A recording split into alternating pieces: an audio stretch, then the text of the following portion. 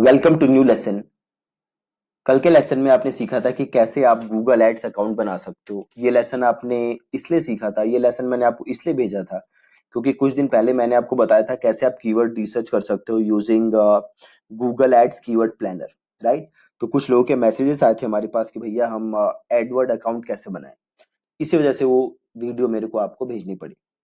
आज के लेसन में हम बात करेंगे about on page SEO.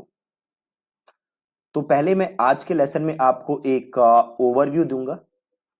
Then कल के लेसन से हम प्रैक्टिकली सीखेंगे कि कैसे आप ऑन पेज एसईओ करते हो।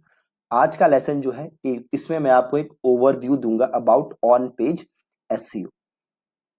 तो जैसे आप नाम से ही समझ सकते हो ऑन पेज एसईओ के कि ऑन पेज एसईओ आपका क्या करता है। On page SEO is basically SEO जो कि आप कहां कर रहे हो, ऑन पेज। ठीक है, आपकी जो वेबसाइट का पेज है आप उस पेज के ऊपर जो एसईओ कर रहे हो उसको हम कहते हैं ऑन पेज एसईओ। ठीक है, बहुत ही आसान चीज है ऑन पेज एसईओ। तो बस आप ध्यान से समझो कि होता क्या है ऑन पेज एसईओ। देन कल से आप प्रैक्टिकली करके सीखोगे। तो ऑन पेज एसईओ में क्या क्या चीजें होती हैं जो कि मेन होती हैं, राइट। तो सबसे पहले जो चीज है वो है आपका जो पेज है या आपका जो कंटेंट है उसका यूजर एक्सपीरियंस। ठीक है, इसका मतलब क्या है कि सपोज मैं आपके पेज पे गया, राइट। तो आपका जो पेज है वो बहुत ही ज्यादा इजी फ्लो में होना चाहिए। मुझे आसानी से चीजें पता चले कि अच्छा यहाँ पे ये है, यहाँ पे ये है, मुझे ये ऐसे करना है, मुझे ये ऐसे करना है।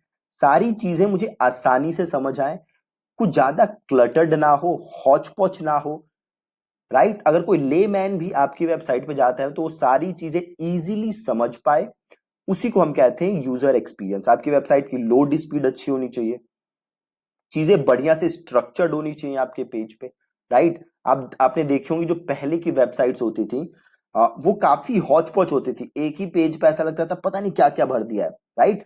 आपको ऐसे नहीं करना, आपको बड़ी स्ट्रक्चर्ड तरीके से बढ़िया तरीके से अपना पेज डिजाइन करना है ताकि यूजर हर चीज इजीली समझ सके, इजीली डाइजेस्ट कर सके। ठीक है, अगली चीज जो है जो कि आपकी ऑन पेज एसईओ में बहुत ही जरूरी है वो है आपका यूआरएल स्ट्रक्चर।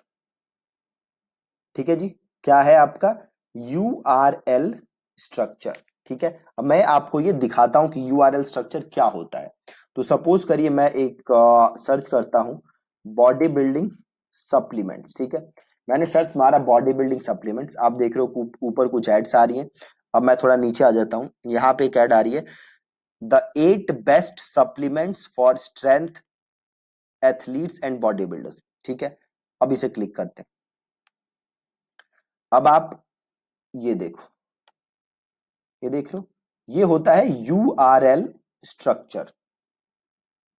ठीक है, ये यूआरएल है, ये यूआरएल है आपका bodybuilding.com/content। अब देखो ये जो है ना ये पूरा यूआरएल है। अब ये यूआरएल उतना अच्छा नहीं है क्योंकि ये काफी बड़ा है, बट स्टिल ये वेबसाइट रैंक क्यों हो रही है नंबर वन। ये वेबसाइट नंबर वन रैंक इसलिए हो रही है क्योंकि ये वेबसाइट है अथॉरिटी वेबसाइट। ये वेबसाइट है क्या, bodybuilding.com, राइट। याद है मैंने आपको कुछ दिन पहले बताया था, और ये देखो किसने आर्टिकल लिखा है, ये क्रिसी कैंडेल पीएचडी। मतलब ये जिसने लिखा था, याद है हमने पढ़ा था concept your money your life, है ना। अब देखो ये यूआरएल इतना बेकार है तभी भी वेबसाइट रैंक हो रही है। क्यों रैंक हो रही है, एक तो ये वेबसाइट की अथॉरिटी है इस फील्ड में, प्लस देखो कंटेंट लिखा किसने है। ठीक है, ये पीएचडी है, मतलब ये ऐसा पर्सन है जिसके ऊपर हम यकीन कर सकते हैं, ट्रस्ट कर सकते हैं। अब मैं यहाँ पे जाके इनका प्रोफाइल भी पढ़ सकते हो, देखो इनका पूरा प्रोफाइल दिया हुआ है, इनका पूरा बैकग्राउंड दिया हुआ है। अब इससे क्या होता है, इससे ट्रस्ट बिल्ड होता है। तो ये आप जो देख रहे हो ये होता है यूआरएल स्ट्रक्चर। ये यूआरएल स्ट्रक्चर उतना अच्छा नहीं है, बट अगेन ये रैंक हो रही है, रीजन मैंने आपको बताया।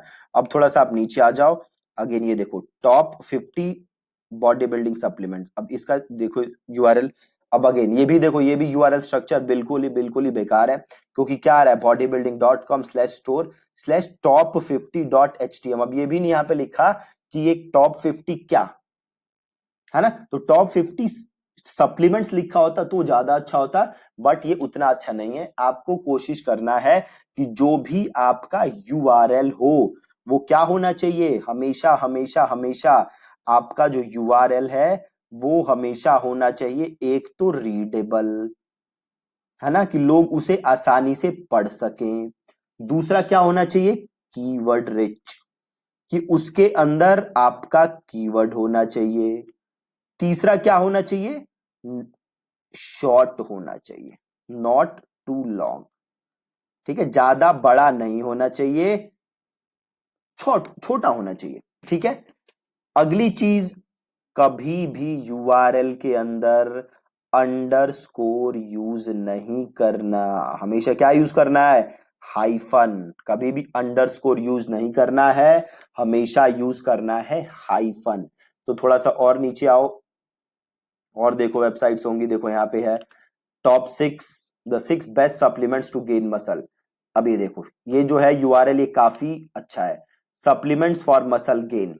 एक आपने चीज और ध्यान दी दोस्त, ये राइट देखो किसने लिखा है आर्टिकल, ग्रांट टिंसले, और ये क्या है बंदा, पीएचडी, ठीक है। एक चीज ध्यान से देखते रहो, ये किसने लिखा था, क्रिसी कैंडिल पीएचडी। ये तो वेबसाइट का लिंक ही था ना। एक काम और करते हैं और यूआरएल देखते हैं, ठीक है, ताकि कॉन्सेप्ट भी आपका प्रूफ हो जाए। अगली चीज क्या है, देखो हेल्थ कार्ट है ना, हेल्थ कार्ट क्या है, सिंपल प्रोडक्ट खुल गए, राइट। अगेन हेल्थ कार्ट भी क्या है, trusted website.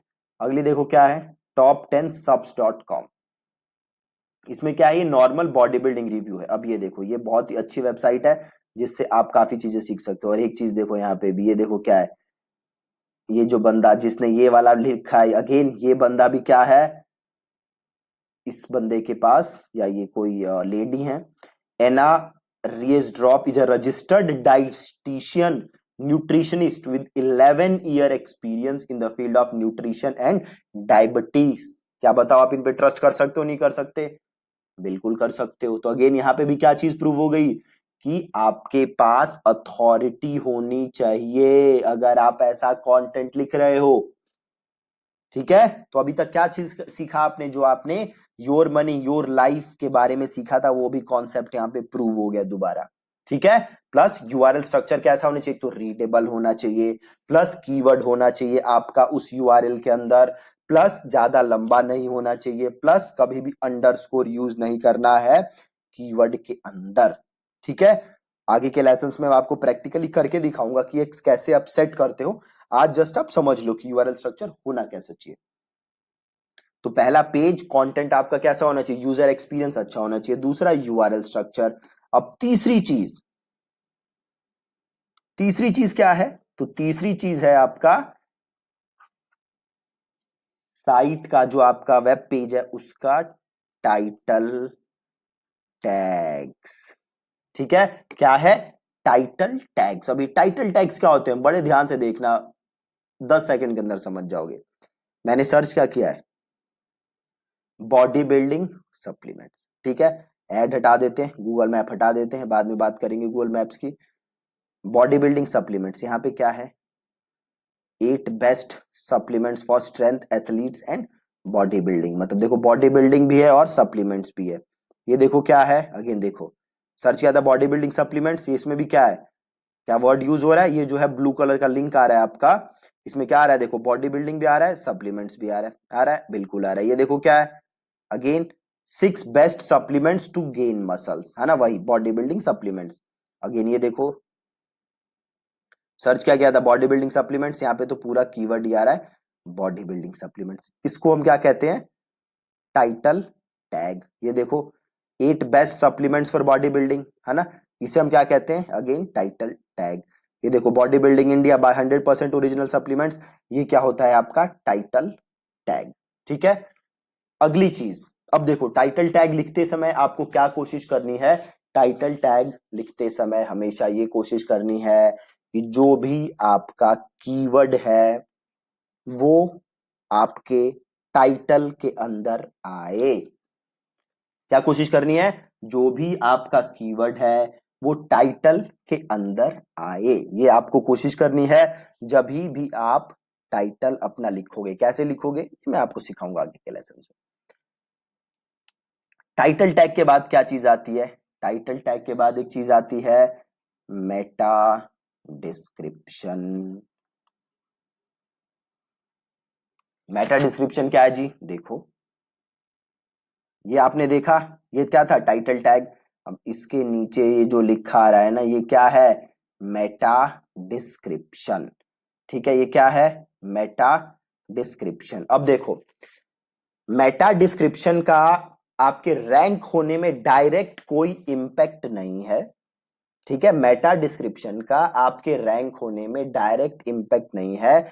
But Meta description से किस चीज पे फर्क पड़ता है कि लोग आपकी इस रैंकिंग पे क्लिक करेंगे कि नहीं करेंगे। क्योंकि अगर यहाँ पे लोगों ने थोड़ा सा पढ़ा और उन्हें ऐसा लगता है कि अच्छा यहाँ पे तो वही बात हो रही है जो आप सर्च कर रहे हो, तो लोग इस पे क्लिक करेंगे। और लोग जब इस पे क्लिक करेंगे तो क्या होगा? आपका सीटीआर बढ़ेगा।